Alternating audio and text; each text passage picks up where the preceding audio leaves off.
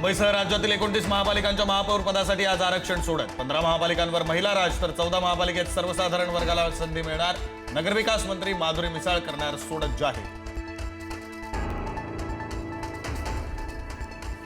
Not reachable असलेल्या सरिता म्हस्के अखेर ठाकरेंच्या संपर्कात. सरिता म्हस्के यांनी रात्री उशिरा घेतली मिलिंद नार्वेकरांची भेट. म्हस्के आज गट नोंदणीसाठी कोकण भवन इथं जाण्याची शक्यता.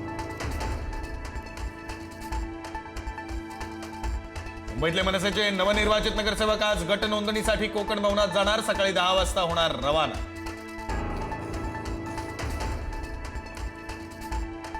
एआयएमआयएमच्या नवनिर्वाचित नगरसेविका सहर शेख यांच्या मुंब्रा हिरवा करून टाकू या वक्तव्याविरोधात भाजप आक्रमक.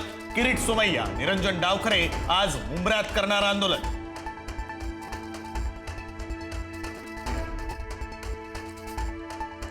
आज शिवसेना, भाजप आणि ठाकरेंचे नेते एकाच मंचावर येणार. केईएम रुग्णालयाच्या 100व्या वर्धापन दिनानिमित्त विशेष कार्यक्रमात होणार सहभागी.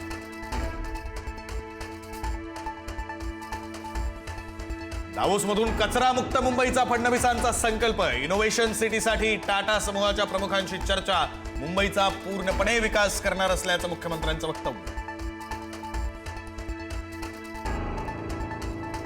राज्यामध्ये 24 लाख लाडक्या बहिणी लाभापासून वंचित. ई-केवायसी प्रक्रियेतील विचारलेल्या एका प्रश्नामुळे गोंधळ. कुटुंबात कोणीही सरकारी नोकरीत नाही ना, या प्रश्नामुळे अनेक बहिणींचा लाभ रखडला.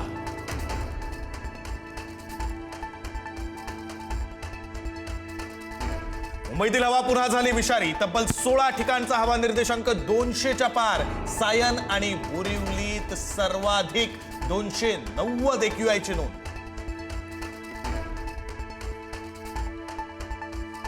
वाहतूक कोंडीमध्ये पुणे जगात 5व्या क्रमांकावर. टॉमचा अहवाल. पुण्यात 4.5 किलोमीटर अंतर पार करण्यासाठी लागतात 15 मिनिटं, तर बंगळुरू शहर जगात 2ऱ्या क्रमांकावर.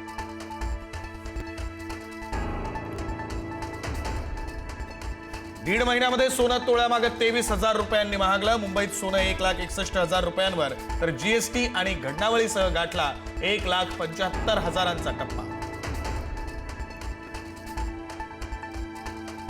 सायकल स्पर्धेच्या 4थ्या टप्प्याच्या पार्श्वभूमीवर पुण्यातील शाळांना उद्या दुपारनंतर सुट्टी. वाहतूक कोंडी आणि विद्यार्थ्यांची गैरसोय टाळण्यासाठी सुट्टी.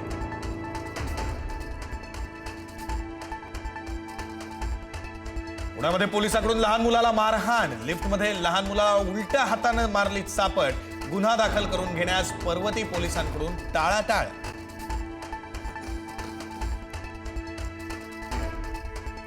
नागपुरात एकतर्फी प्रेमातून 23 वर्षीय तरुणीची हत्या. मृतदेह सिलिंग फॅनला लटकवून आरोपी झाला होता फरार. पोलिसांनी ठोकल्या बेड्या.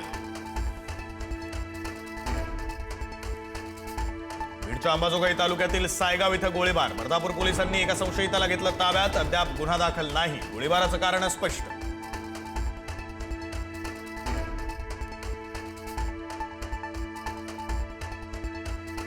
आज राज्यभरामध्ये माघी गणेश जयंतीचा उत्साह. पुण्यातील दगडूशेठ गणपती मंदिराला आकर्षक सजावट, तर मुंबईतील सिद्धिविनायक मंदिरामध्ये पहाटेपासून भाविकांच्या रांगा.